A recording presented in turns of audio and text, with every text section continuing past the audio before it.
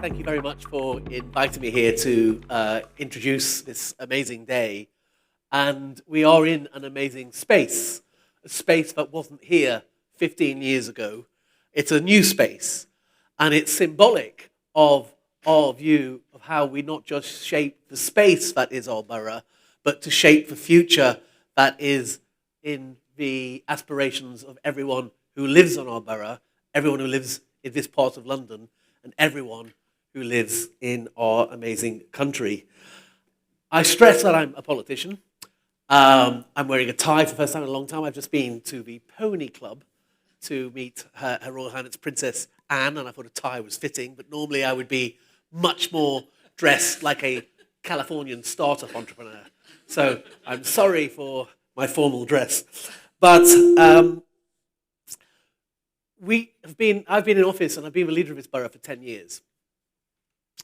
And it's interesting things, political office, and it's interesting to talk about it now at this point where we have a major election in the United States. I read in The Economist more elections happening around the world than at any other point in recent history. And our system of democracy means that people should be in office to try and do things, and they say they will do those things, and then they get a chance.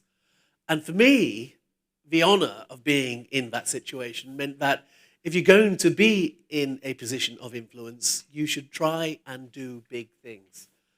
Michael Caine sort of had it right when he said we want to blow the bloody roof off the doors off the building. I've always said we need to blow the roof off the building and look big into the future and try and shape it in some way. And so for us, one of our best days early on in office was when we met Professor Alice Gast. It took us quite a long time to get to see her. Imperial had begun to build a variety of different buildings here in Hammersmith and Fulham. But we had a slightly different idea. But wouldn't it be good if we could do something different to what's happened really in Britain anywhere else? Wouldn't it be good if we could build an ecosystem, an economic ecosystem of collaboration across all different sectors to try and capture the brilliance of Imperial's faculty and students, but also combine that with the creativity and drive of entrepreneurs and investors. And so we changed our planning rules to allow for startup and scale-up space, and we set out to try and plan to build Britain's greatest innovation district. And that was the pitch to Alice Gast in 2015. We won in 2014. And by 2017, we formally launched the Innovation District and the industrial strategy that overrides it. But actually, here we are in 2024 with £6 billion of investment, more than all of West London combined, on green tech. And I know we're not here to talk about green tech, but on green tech, we have more green tech and climate tech investment than Manchester, Birmingham, and Bristol combined. And on life sciences, this area proved that not just do we punch above our weight, but Britain punched above its weight during the pandemic. And as we look to the future and the nature of what it is to be a Homo sapien, we will continue to shape the future of life sciences right here in this space, on this campus, across White City Innovation District. And that is something very important because the future for most of us is an unknown. And the rate of change at this point in history is faster than 8,000 years of known human civilization. No one knows where we're going to be in 10 years' time technologically. We can think about it, imagine it, but things are happening faster than ever before. No one predicted we would be here on AI in 2024. They thought we'd be there maybe in 2035. But we're here now, and that offers opportunities and some threats. So today, what we're going to do is to look at the opportunities.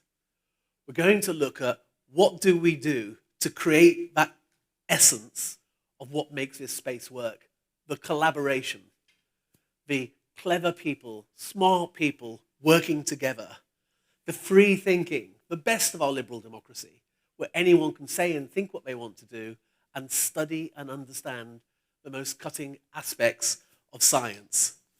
And life science goes to the heart of every family. As someone who nearly died 3 times before I was 5, but was saved by the NHS, as someone who's had asthma all my life and still panics if I leave my inhaler behind, I am absolutely aware that our NHS is one of the greatest institutions. Indeed, some years ago, after I first took on this job, I was invited to Harvard's School of Public Health to hear a presentation with some other British leaders in British public life.